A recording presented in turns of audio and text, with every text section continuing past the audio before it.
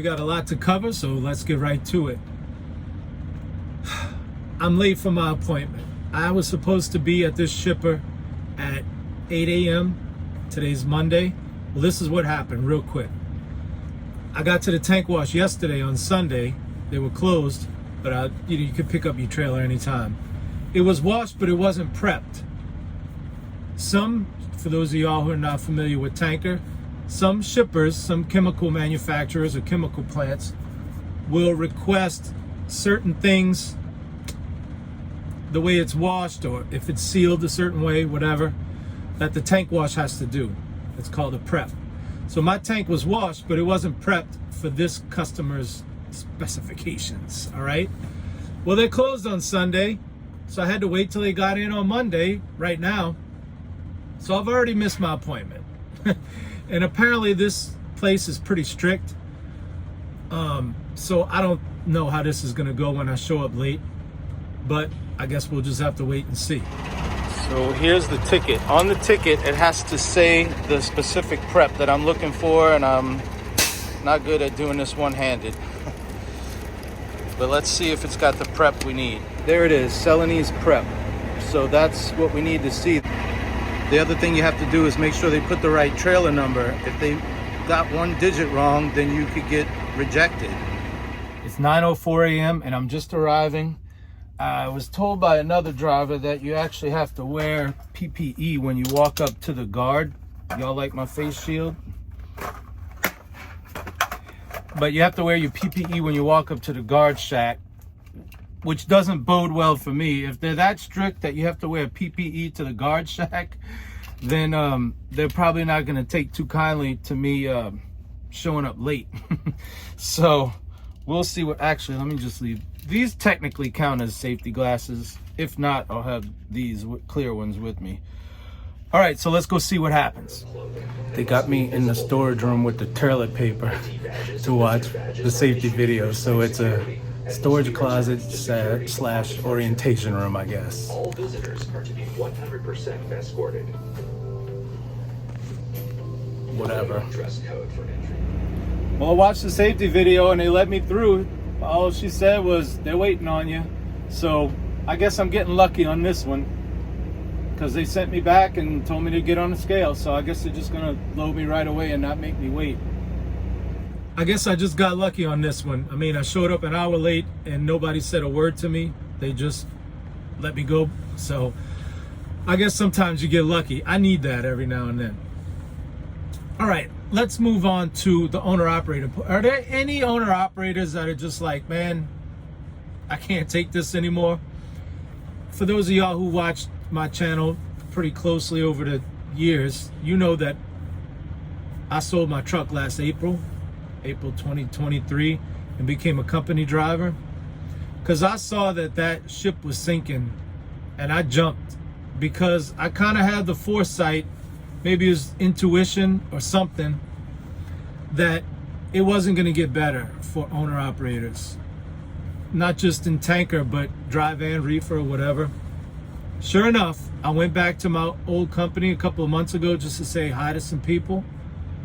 And I said, how's it going? They're like, it's still slow. All our owner operators left except for one or two that had dedicated accounts, and they're not making money.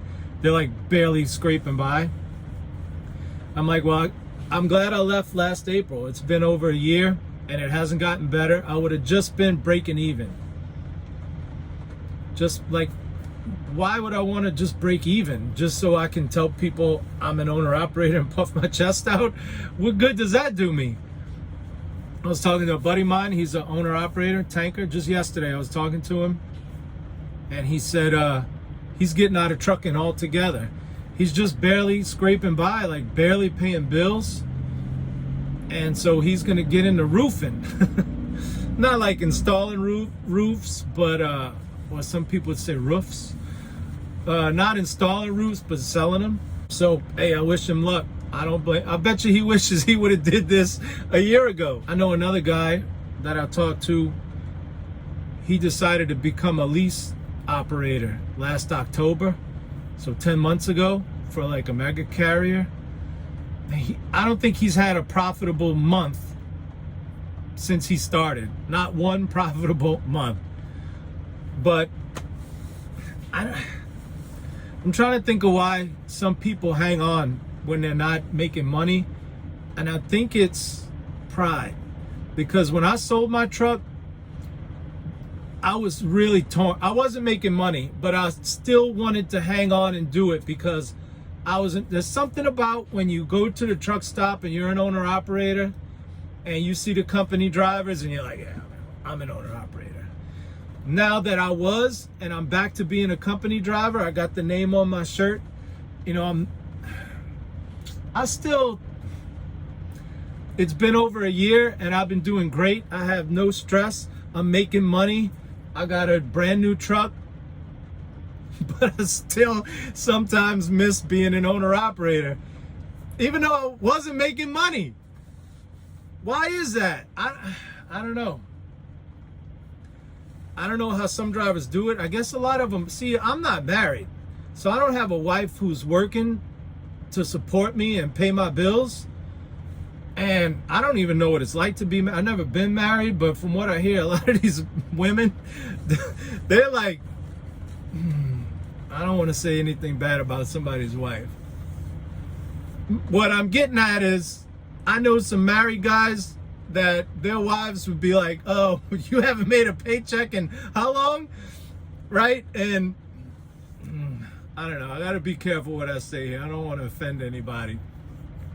But it's like, if you're not making money as an owner operator, then it's just a hobby. You're just a truck driver as a hobby. It's kind of the way I see it.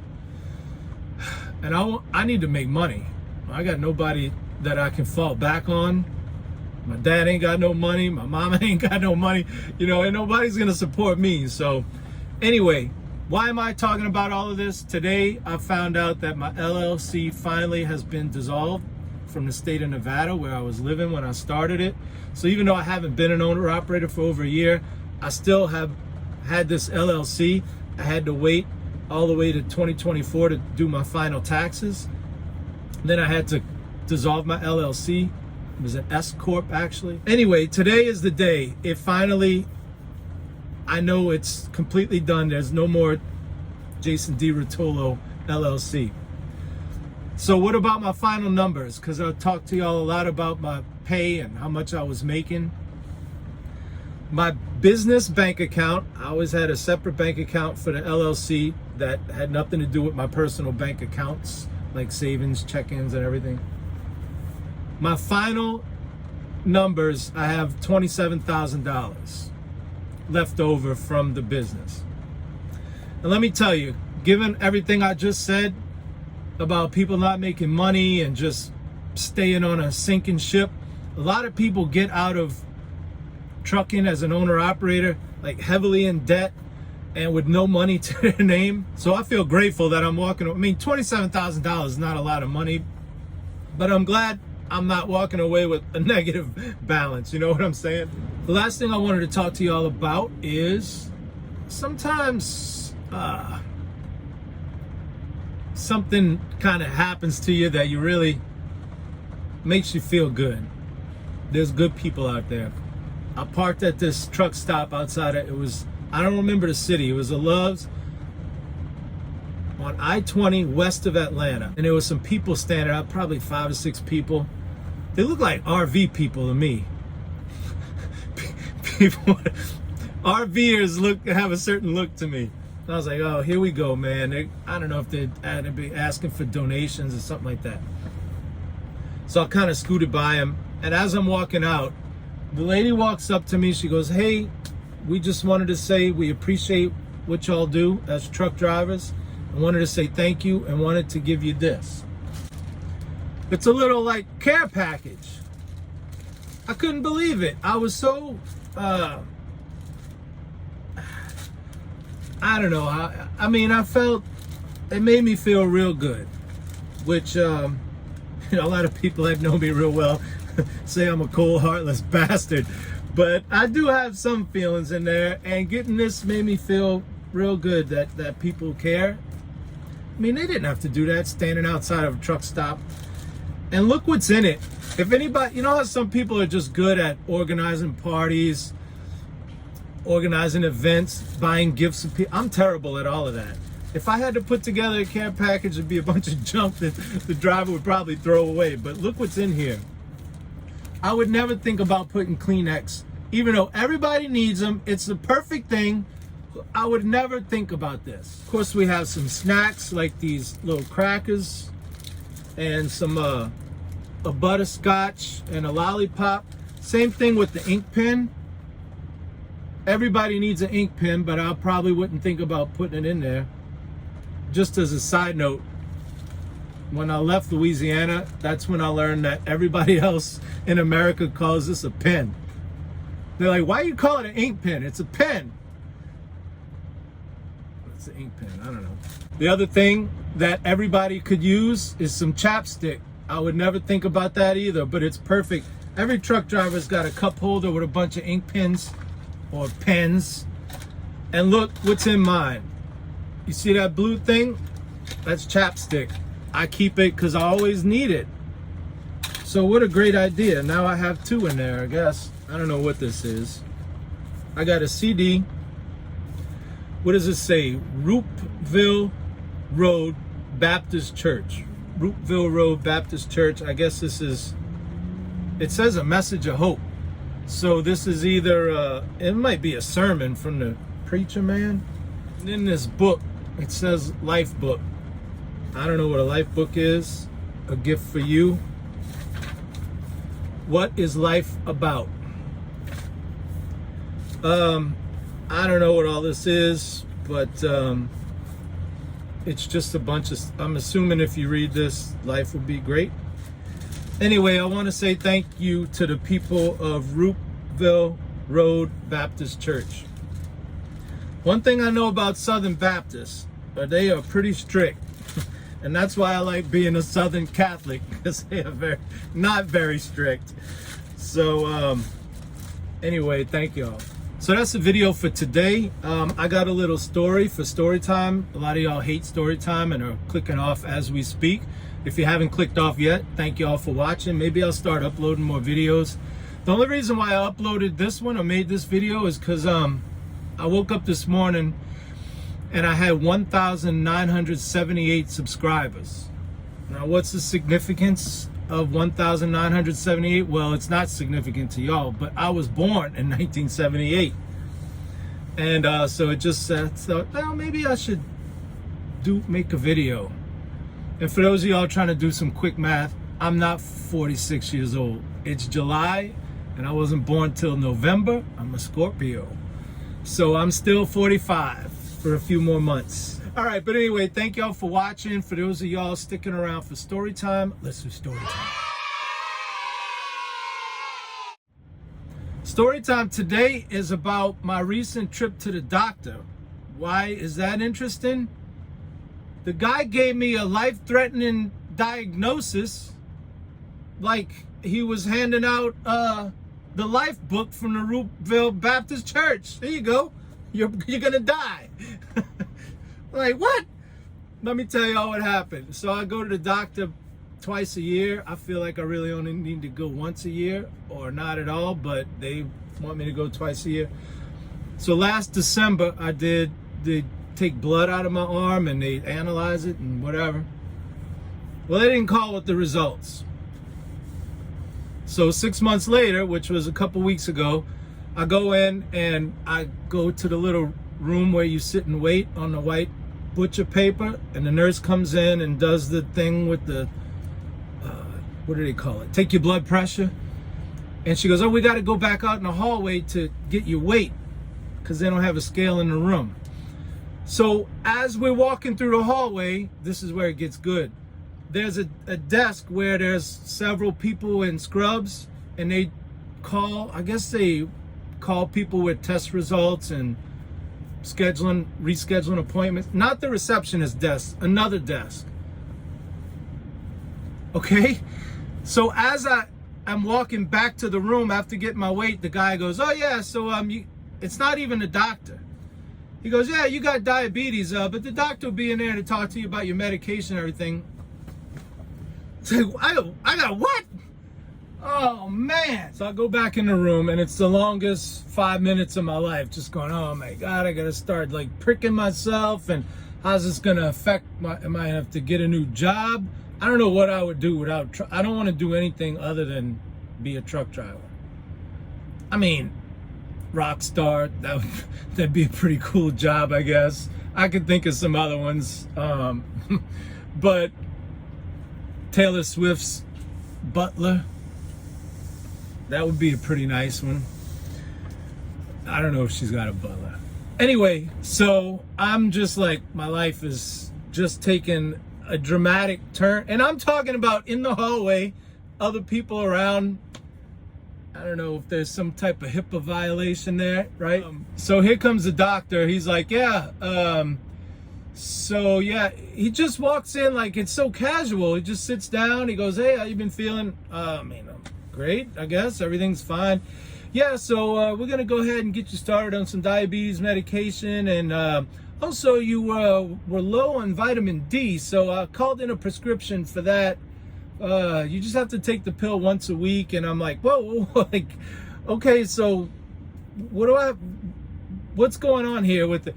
He goes, oh, you just take the pill once a week, get some sun, but not too much sun, because sun helps with vitamin D, but wear sunscreen. I said, I don't care about the vitamin D.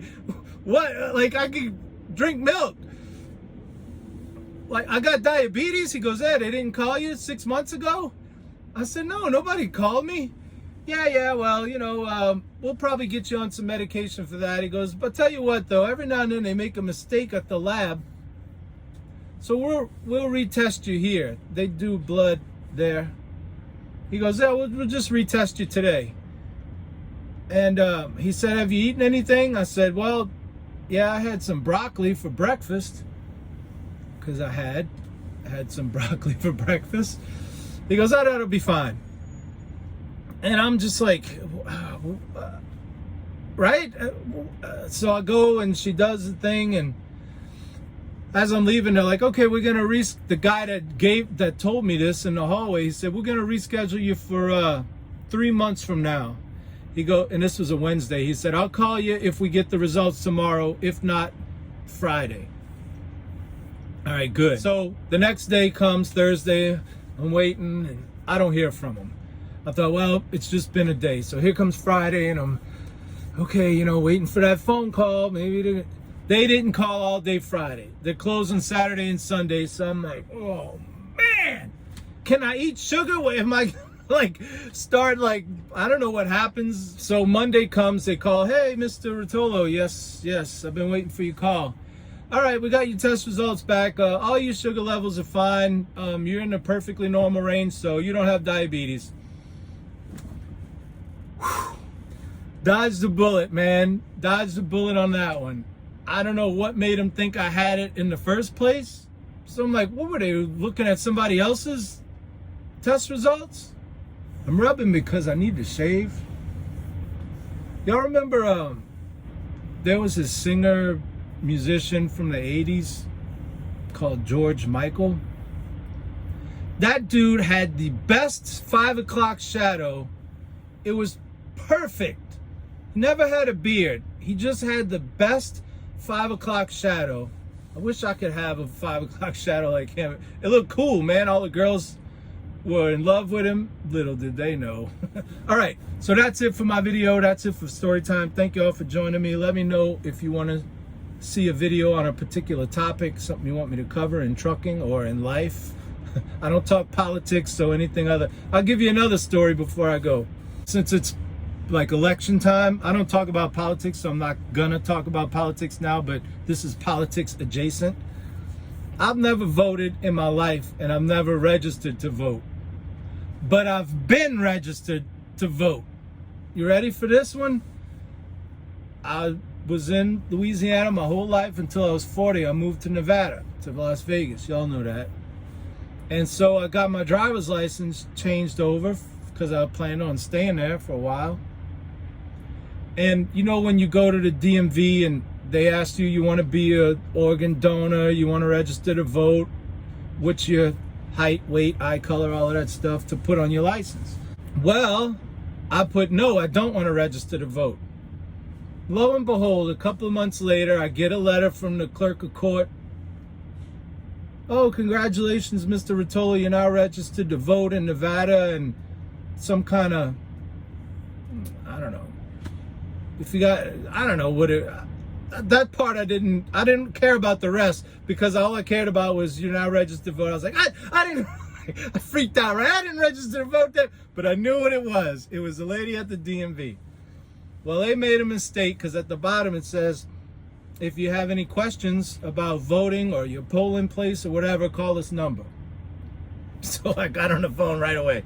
I was like, yeah, clerk of court, I got this letter about I'm registered to vote, but I didn't register or whatever. And she goes, oh, hold on, what's your name? What's your address?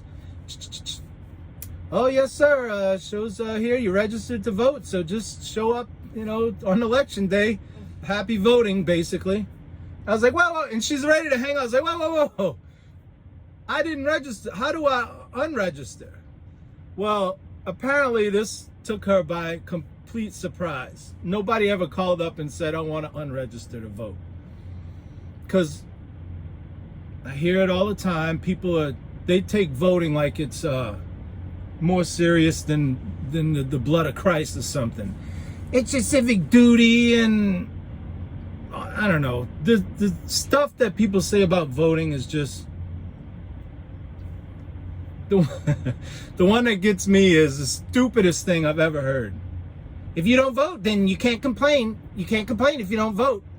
What do you mean I can't complain? What? What does one have to do with the other? If I have something to complain about, they're talking about politics. Like, I can't have an opinion because I didn't vote? Because complaining is just an opinion. It doesn't make any sense to me. You can't complain. Oh, mamma mia. Anyway, she was like, excuse me, you want to unregister? She couldn't even fathom it.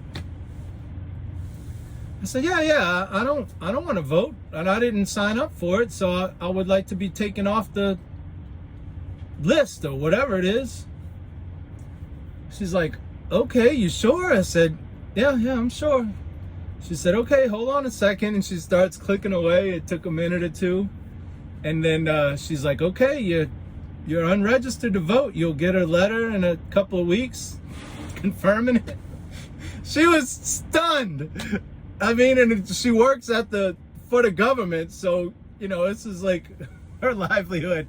What do you mean you don't want to vote or don't want to be registered to vote?